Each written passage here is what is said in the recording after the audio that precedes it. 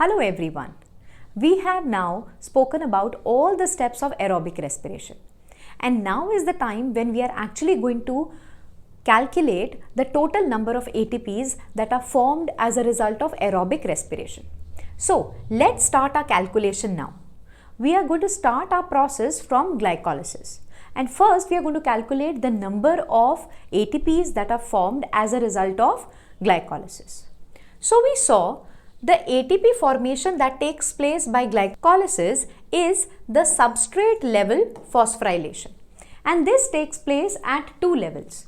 First, 2 ATPs formed when 1,3-diphosphoglyceric acid is changed into 3-phosphoglyceric acid. So during this particular process, 1 ATP is generated, and because we double the number of ATPs, because 2 molecules of glyceraldehyde 3-phosphate are formed as a result of glycolysis. So we are going to double this number, and as a result 2 ATPs is written over here.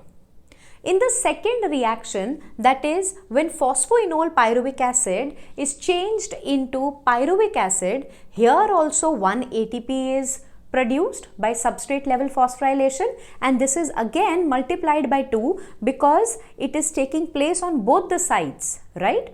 And as a result 2 ATPs are formed. So we can say that total of 4 ATPs are produced during the glycolysis reaction. Now, ATP formation by oxidative phosphorylation or by ETC. So now we are going to calculate how much ATP our NADH2 going to provide us. We have seen that 2 NADH2 molecules are formed during this particular step, right? That is when 1,3-diphosphoglyceraldehyde is changed into diphosphoglyceric acid. During this particular step, 1 NADH2 molecule is formed. Now this is again going to be multiplied by 2 because the steps are going in parallel. So 2 NADH2 are formed. And in ETC we studied that 1 NADH2 molecule is going to provide 3 ATP. So 2 are going to provide 6 ATP molecules. So we can say that 6 from NADH2 and 4 from actually ATP substrate level phosphorylation, we can say that 10 ATP molecules are produced as a result of glycolysis. But we will have to actually calculate the number of ATPs also that are consumed during glycolysis. So we will see that at 2 steps ATP are consumed in the process. The very first step is when glucose is changed into glucose 6-phosphate. Here 1 ATP molecule is used, that is, it is utilized in the reaction.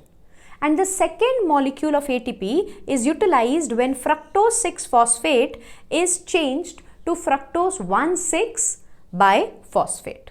And here also 1 ATP is used. So we can say in total there are 2 ATP molecules that are utilized during the glycolysis process. So from the 10 produced, if we minus out 2 that are consumed, we are going to get 8 ATP as a balance in the glycolysis. So glycolysis produces 8 ATP molecules. Now let's study what is happening in the Krebs cycle. Here first we will calculate the ATPs that are formed by substrate level of phosphorylation. So ATP formed by substrate phosphorylation is 2 ATPs are produced. Now why 2? Actually only 1 GTP is produced. This 1 GTP is going to be changed into 1 ATP. But do you remember, one Krebs cycle is taking place because of 1 pyruvic acid molecule, and because 2 pyruvic acid molecules are formed as a result of 1 glucose oxidation. So we are going to multiply all the products of Krebs cycle into 2, because 2 rounds or 2 cycles of Krebs cycle have to be taken for calculating the oxidation of 1 molecule of glucose, and that is the reason we are going to write in double all the products that are formed. So actually it is 1 GTP per cycle, but multiplying it by 2 we will get 2 ATP molecules or 2 GTP molecules. So this is what is formed by substrate level of phosphorylation when succinyl coenzyme A is changed into succinic acid. Then ATP formation by oxidative phosphorylation or ETC. Now here, when pyruvic acid is changed into acetyl coenzyme A, at that particular time also 1 NADH2 molecule is formed. And again 1 we will multiply with 2, so we will get 2 NADH2 molecules that are produced. From 1 NADH2 we know that 3 ATP can be formed. So from 2 NADH2, 6 ATP will be produced. The second NADH2 is formed when isocitric acid is changed into oxalosuccinic acid. During this time also 1 NADH2 molecule is formed, and this further we will bring it over here, and this further when multiplied by 2 and resulting ATP is going to be 6 similarly. Again, one more NADH2 is formed when alpha ketoglutarate acid is changed into succinyl coenzyme A. Multiply it by 2 because we are considering 2 rounds of Krebs cycle, and then further we multiply it by 3 to form 6 ATP. Now similarly, there is one more NADH2 molecule formed when malic acid is changed into oxaloacetic acid. Again multiplying it by 2 and then by 3, we are able to get 6 ATP molecules.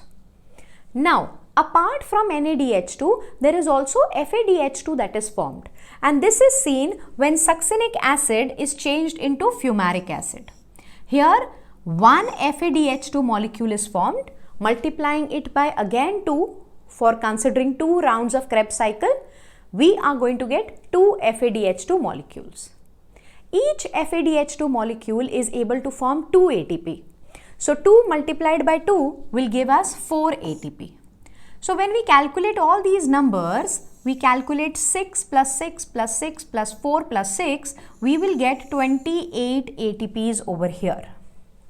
And if we add the 2 ATPs over here, we get 28 plus 2, that is total 30 ATP molecules are present or are formed as a result of Krebs cycle, also involving oxidative decarboxylation.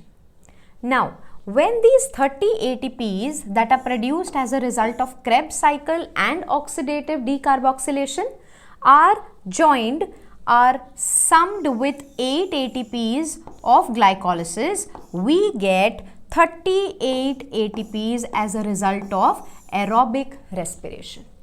So this is the resultant of aerobic respiration, that is 38 ATPs are formed.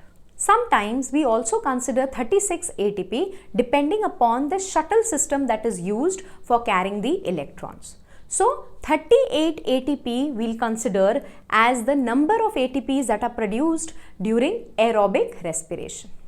Thank you. To buy these books, you can go to www.cengage.co.in, or you can also find the links in the video description given below. Thank you.